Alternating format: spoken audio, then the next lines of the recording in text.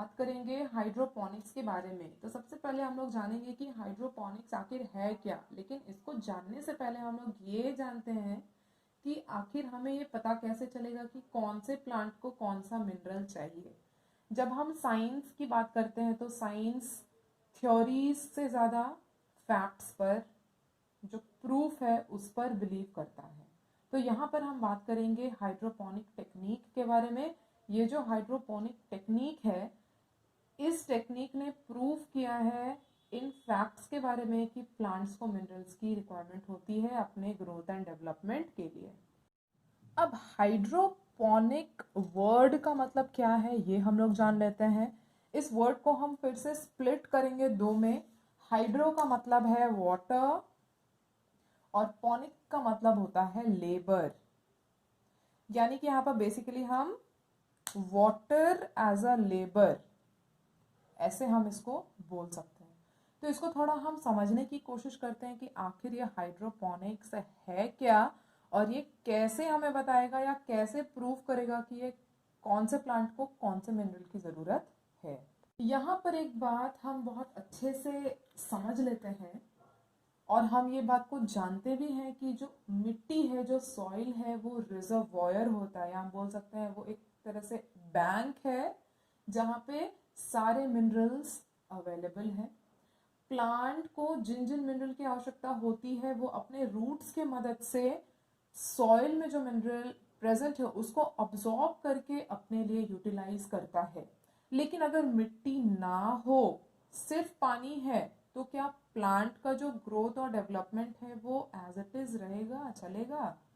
Suppose मिट्टी नहीं है, पानी है, लेकिन पानी में वो सारे मिनरल्स अवेलेबल हैं जो सॉइल में प्रेजेंट होते हैं, तब हम ये कह सकते हैं कि वो पानी प्लांट के ग्रोथ एंड डेवलपमेंट को प्रमोट कर सकता है। क्योंकि यहाँ पे फैक्टर सॉइल नहीं है, यहाँ पे फैक्टर वो मिनरल न्यूट्रिएंट्स हैं जो प्लांट के ग्रोथ एंड डेवलपमेंट को सपोर्ट करते हैं। तो मिट्टी हो या ना हो, अगर मिनरल्स है तो प्लांट में ग्रोथ एंड डेवलपमेंट दिखेगा। तो यहाँ पर जो हाइड्रोपोनिक्स है, जो हाइड्रोपोनिक्स की थ्योरी है, ये हमें यही बताती है कि मिनरल्स अगर पानी में प्रेजेंट है तो वो पानी में भी कैपेसिटी है कि वो प्लांट को ग्रोथ एंड डेवलपमेंट में हेल्प करेगा। अब ये थ्योरी कौन हमारे सामने लेकर आए थे? एक साइंटिस्ट है जिनका नाम है जूलियस वॉन सैक्स। जूलियस वॉन सैक्स, ये भी एक साइंटिस्ट है जिन्होंने अपनी थ्योरीज, अपनी स्टडीज की हाइड्रोपोनिक्स के ऊपर, और सबसे पहले इन्होंने डेमोन्स्ट्रेट किया हाइड्रोपोनिक्स और इसके बारे में कॉन्सेप्ट को लेकर आए। हाइड्रोपोनिक एक टेक्निक है जिसमें प्लांट्स को ग्रो कराया जाता है न्यूट्रिएंट सॉल्यूशन में। मतलब बिना सॉइल के भी प्लांट्स को ग्रोथ कराया जा सकता है। ये टेक्निक ही बेस्ड है किसके ऊपर? हाइड्रोपोनिक के ऊपर।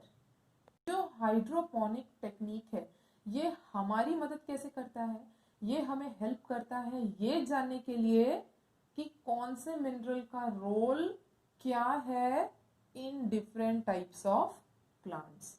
एग्जाम्पल के लिए अगर हम एग्रीकल्चर की बात करें, जब किसी फील्ड में किसी पर्टिकुलर क्रॉप का यील्ड गिर जाता है, डिक्रीज कर जाता है, तो फार्मर क्या करता है? उसमें फर्टिलाइजर डालता है। फर्टिलाइजर का काम क्या है? प्लांट के ग्रोथ एंड डेवलपमेंट को एनहांस करना, उसको बढ़ाना। क्यों? क्योंकि उस फर्टिलाइजर में क्या प्रेजेंट है? वो रिक्वायर्ड मिनरल्स प्रेजेंट हैं जो उस पर्टिकुलर प्लांट को बढ़ने के लिए चाहिए। तो उस फार्मर को कैसे पता चलेगा कि उस प्लांट को कौन से मिनरल की रिक्वायरमेंट है? वो स्टडी करेगा हाइड्रोपोनिक्स के बारे में, वो नॉलेज लेगा, वो समझेगा कि किस प्लांट को, किस क्रॉप को कौन से मिनरल की ज़रूरत होती है प्रॉपर ग्रोथ एंड डेवलपमेंट के लिए।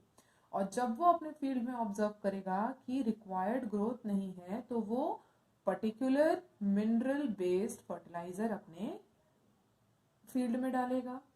तो यहीं से हम देख सकते हैं कि कैसे हाइड्रोपोनिक्स की थ्योरी हमें हेल्प करती है ये जानने के लिए कि कौन सा प्लांट को कौन से न्यूट्रिएंट की आवश्यकता है।